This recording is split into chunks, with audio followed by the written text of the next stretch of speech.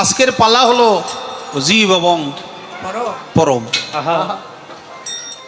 জীব পরম মানে হলো আল্লাহর বান্দা।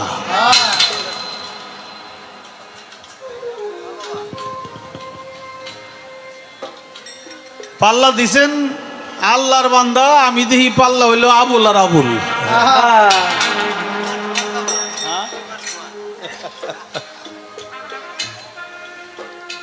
বলবো আল্লাহর সাথে বান্দার কোনো পাল্লা চলে না। তারপরে পালা গান, পাল্লার মধ্যে অনেক কথা আসবে, সেই কথাই যদি কোনো ভুল ত্রুটি হয়ে যায় আপনারা সকলে ক্ষমা সুন্দর দৃষ্টিতে দেখবেন। আল্লাহর সাথে পাল্লা করে আমি তো আর নতুন করে একটা আল্লাহ হইতে পারেন না নাকি?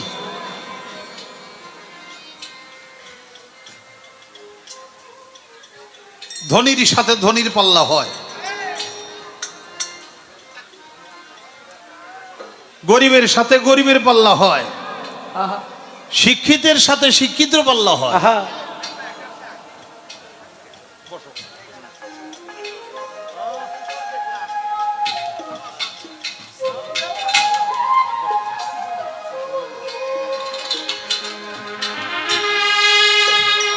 ব্যবসায়ীর সাথে ব্যবসায়ীর পাল্লা হয়,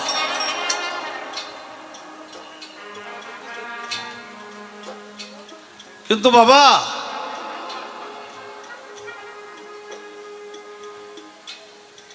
আল্লাহর সাথে আর একটা আল্লাহ হইলে পাল্লা ভালো হইতো।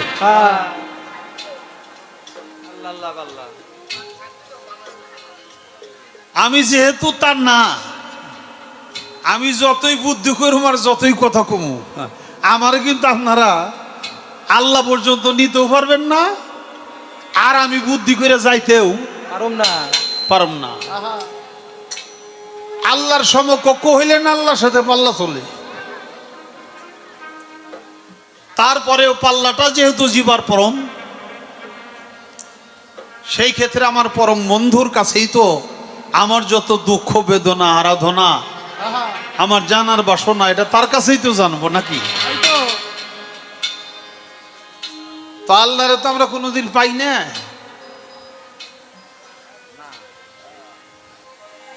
অন্তত আল্লাহর প্রতিনিধি তো পাইছি। আমাকে এখানে 4 তারিখ গানের কথা ছিল, আপনারা জানেন তো। আমরা আসছিলাম 1 তারিখ, আমরা আইছিলাম গান করার জন্য। মানে আল্লাহ আইছিল, বান্দা আইছিল। আল্লাহ বৃষ্টি দিয়া গান 1 তারিখে গান করার জন্য আল্লাহ আইছিল, বান্দা আইছিল। সেদিনে আল্লাহর সাথে দেখাও, এটা হয়ে বিদায় করে দিছে, বান্দারও বিদায় করে দিছে। মাঝখান থেকে এই গান কমিটির অনেকগুলি টাকা খরচ হয়ে গেছে। গাড়ি ভাড়া করে আসছি না, আমরা লোকজন নিয়ে আসছি না, আমাকে আবার কিছু টাকাও তাদের দিতে হয়েছে। আল্লাহর কাম তো সব ভালো নাকি?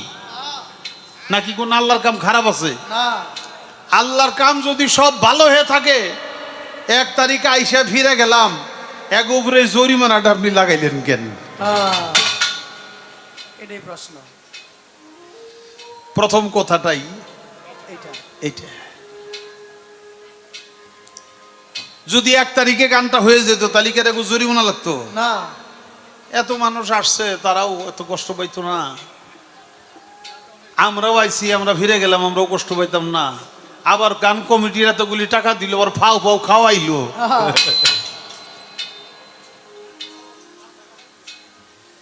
এই কামটা আপনি কি করলেন, কেন করলেন, এর মধ্যে ভালো কি মন্দ কি?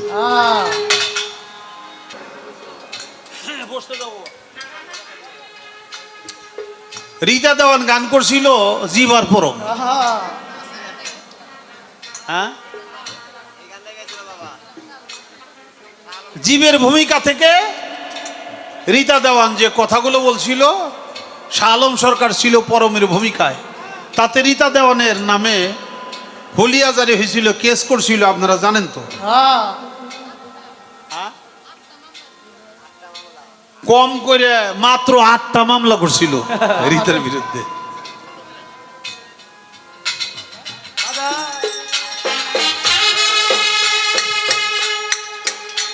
তো বাজান, আজকে সেই পাল্লা আবার জীবের পাল্লা আমারে দিছে। আমার বিরুদ্ধে কয়টা ওইটা আমি জানি না, হইতেই পারে। তবে বসে সামনে সামনে, তবে একটা কথা বলি, গান বাজনা এর বিরুদ্ধে কোনো দলিল কোরআনে সম্মত নাই। হাদিস ঘাটলে এই গান বাজনার সপক্ষে অনেক দলিল আছে। অনেক নবী রাসূলরা গান করছে, আমার আখেরি জামানার নবী নিজেও গান শুনছে।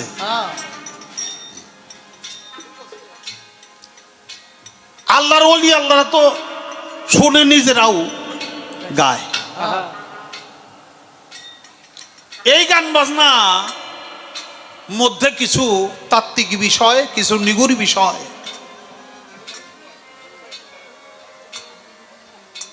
কোন সময় কোন ব্রেনে যেটা লোড কুলায় না এমন কথাও এই গানে আসে। সবার ব্রেনে লোড কুলায় না। আমাদের এই গানকে হারাম ফতোয়া দেয়, নাজায়েজ ফতোয়া দেয়। ফতোয়া দেয় কারা? আমাগো বাচ্চা ছাড়াই তো, আমাগো এই দেশের মানুষরাই তো দেয়, নাকি অন্য দেশের মানুষরা দেয়? এই দেশের ময় মুরব্বী আত্মীয় স্বজন আমাগো যারা আছে এরাই দেয়। আমি ছোট্ট করে কথা বলুন, সামনে হইল জাতীয় নির্বাচন। আমার আফরোজা খান রীতা নমিনেশন পাইছে না দানের শীষে। আপনারা বুকে হাত দিয়া বলতে পারবেন যে বিএনপির কোন লোক কি গানের বিরুদ্ধে কোনো সময় কথা বলে কিনা? জোরে করে বলতে হবে না। বিএনপির কোন লোকজন গান বাজনার বিরুদ্ধে কোনো কথা বলে না না। তো আমরা সামনে নির্বাচন, আমরা জানি একটু গান বাজনা করতে পারি, আপনারা জানি গান বাজনা শুনতে পারেন, তার জন্য ব্যবস্থা আপনাকে করুন লাগবো না? আপনাদের করুন লাগবো। সামনে ধানের শীষ প্রতীকে আফরোজা খান রীতা হওয়ার জন্য আমি আপনাদের কাছে দোয়া চাই, ভোট ভিক্ষা চাই। এর কারণ এটা যে যদি আগামীতে এরা রাষ্ট্র ক্ষমতায় না যাইতে পারে তাহলে দেশের এমনি তো 200-র উপরে মাজার ভেঙে ফেলাইছে, আপনারা জানেন তো। 200-র উপরে বাংলাদেশে মাজার ভেঙে ফেলাইছে। এখন একটু বন্ধ হয়েছে। কেন বন্ধ হয়েছে? সামনে যে নির্বাচন, একটু গ্যাপ দেই, নাহলে এখনো যদি মাজার ভাঙতে থাকে তাহলে কিন্তু আর ভোট পাবো না। এই জন্য তারা এখন একটু অব্য দিছে, একটু জিরাইতেছে। নির্বাচন হয়ে গেলে যদি তারা ক্ষমতা যায় আবার আমাকে বাড়িঘর শুদ্ধ ভাঙ্গা করবো, খালি মাজার না। অতএব কারণে আমি কিন্তু আপনাদের তরিকতপন্থী যারা মুসলমান তাদের এই ঈমান আকীদায় তাদের যে তরিকতের কর্ম, এটার জন্য তারা চালায় যাইতে পারে। সেই জন্যেই রীতা পাশ করলেও আমারে 2-4 হাজার টাকা দিব না, গান শুনতে আসলে তাইলে উনি 10,000 টাকা পুরস্কার দিবে। এই তো নাই লেখুন ওদিনই দিব না। আর আমি হের বাড়ি কোনদিন চাইল ডাইল চাইতেও যাবো না, হের খাউন খাই আমার বাসন লাগবো রীতা পার, এটাও কোনোদিন আশা আমি করি না। আল্লাহ মালিক আমার যা দিছে আমি তাই খাইয়ে বাঁচতে পারুম। তারপরেও আমি রীতার কথা কেন বললাম? রীতা আপার আমার একটা মনের মানুষ, আমার একটা ভালোবাসার মানুষ। আমি তাকে সম্মান করি, আমি তাকে ভালোবাসি। রীতা আপাও আমাকে যথেষ্ট ভালোবাসে। অতএব কারণে আমি গানের মঞ্চে হে নাই, তারপরেও আমার মন চাইছে কথাটা বললাম। রীতা আপার জন্য আপনাদের সকলের কাছে দোয়া চাই, দয়া চাই এবং ভোট ভিক্ষা চাই, যাতে দেশের তরিকতপন্থী লোকেরা আমরা গান বাজনা, আমাদের উরস পার্বণ সব কিছু চালাই যেতে পারি। আসলে এবার গানের কথা। আলিফে এক নুক্তা ছিল, এই যে ঝামেলা বাঁচতে পারে। হ্যাঁ আমরা পড়ি কি আলিফ খালি বের নিচে এক নক্তা। এক নুক্তা। আলিফ হলো খালি বের নিচে এক নক্তা। এক নুক্তা। এটা আমরা জানি না, আসছি আগে থেকে, আমরা পড়তেছিও, আপনারাও তা জানেন। কিন্তু সাধক তার গানের মধ্যে বলে আলিফে এক নুক্তা ছিল, সেই নুক্তা কেন বেঁচে গেল? বের নুক্তা নাকি হাওলাত করা, ওটা নাকি আলিফের নুক্তা ছিল, আলিফের নুক্তা বেঁচে গেছে। কিভাবে গেল? কেন গেল? বাবা, কেউ আলিফ বা তাসা কায়দা বইরে এসে এই গানের বিশ্লেষণ যদি করতে চান, ভুল ধরতে চান, তাহলে আপনারই ভুল হইব। আলিফ যে নুক্তা ছাড়া এটা সত্য, কিন্তু আমাদের আধ্যাত্মিক বিচার বিশ্লেষণে বলে আলিফ সত্যিকারে খালি না, আলিফের একটা নুক্তা ছিল। সেই নুক্তা কোনো কারণবশত বেহরফের নিচে গেছে, বে ছিল খালি, তার কোনো নুক্তা ছিল না, আলিফের নুক্তা বেড়ে দিয়া আলিফ গেছে হন খালি হইয়া। এর কারণটা কি? তাই বলে আলিফে এক নুক্তা ছিল, সেই নুক্তা কেন বেতে গেল? আলিফে এক নুক্তা ছিল, সেই নুক্তা কেন বেতে গেল? আলিফে এক নুক্তা ছিল, বলো সেই নুক্তা কেন বেতে গেল? এখন কেন খালি আলি? এখন কেন খালি আলি? এখন কেন খালি আলি?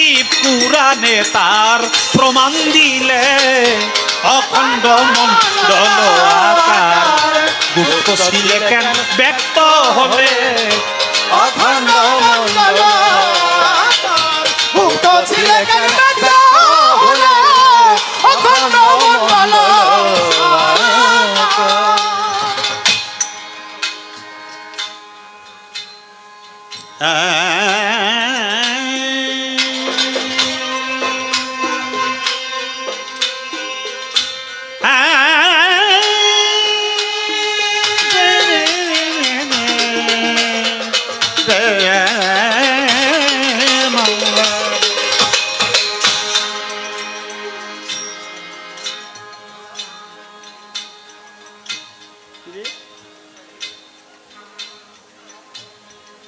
গোপনের ধন রাখবে গোপন মাওলা, তবে কেন করলে এমন? গোপনের ধন রাখবে গোপন, তবে কেন করলে এমন? গোপনের ধন, গোপনের ধন, গোপনের ধন রাখবে গোপন, তবে কেন করলে যেমন? কে তোমায় দেখালো স্বপন?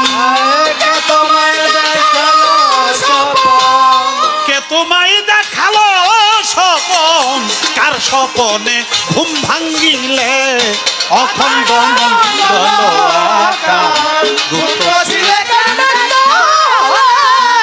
অখণ্ড মণ্ডল আকার, আহার গোপনে কিসে আহার গোপনে কিসে কোথায় সে ধন লুকাইলে? অখণ্ড মণ্ডল আকার, গুপ্ত ছিলে কেন ব্যক্ত হবে? অখণ্ড মণ্ডল আকার। সাধক ইউসুফ কয় বুঝিলাম আমি, আমার দামে তুমি দাম। ইউসুফ কয় বুঝাছি আমি, আমার দামে তুমি দামি।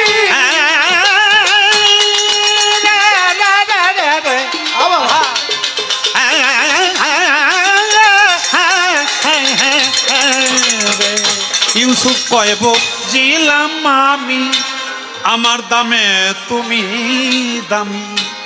তবে কেন জগৎ স্বামী? তবে কেন জগৎ স্বামী?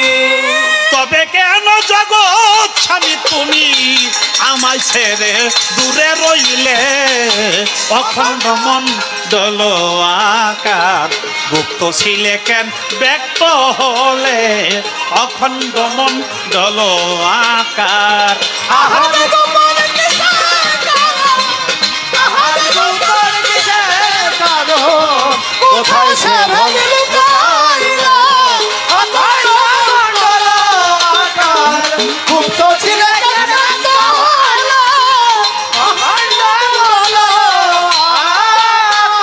তাহলে আলিফের এক নুক্তা ছিল, সেই নুক্তা কেন বেঁচে গেল? এখন কেন খালি আলিফ কোরআনে তার প্রমাণ দিলে? আহা, গোপনের ধন রাখবে গোপন, তবে কেন তুমি করলে এমন? কে তোমায় দেখালো স্বপন, তুমি কার সম্পনে ঘুম ভাঙ্গিলে? আহা,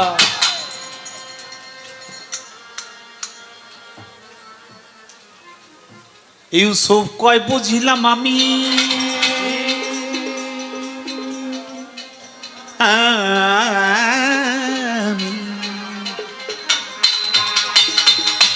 রে রে রে রে রে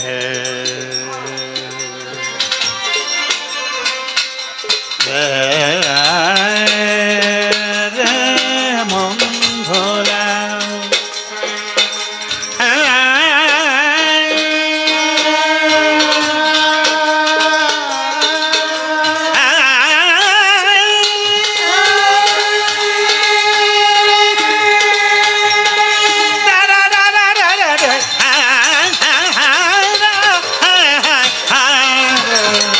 ইউসুফ কয় বুঝিলাম আমি আমার দামে তুমি দামি। ইউসুফ কয় বুঝিলাম আমার নামে তুমি, ও মাওলা ইউসুফ কয় বুঝিলাম আমি আমার দামে তুমি দামি। তবে কেন জগৎ স্বামী, তবে কেন জগৎ স্বামী, তবে কেন তবে কেন তবে কেন জগৎ স্বামী তুমি আমায় ছেড়ে দূরে রইলে অখণ্ড মণ্ডল আকার, গুপ্ত ছিলে কেন ব্যক্ত হলে, অখণ্ড মণ্ডল আকার, ছিলে কেন ব্যক্ত হলে, অখণ্ড মণ্ডল আকার। আহাদ গোপন কিসের কারণ, আহাদ গোপন কিসের কারণ, আহাদ গোপন কিসের কারণ, কোথায় সে ধন লুকাইলে অখণ্ড মণ্ডল আকার গুপ্ত ছিলে কেন ব্যক্ত হলে অখণ্ড মণ্ডল আকার গুপ্ত ছিলে কেন ব্যক্ত হলে অখণ্ড মণ্ডল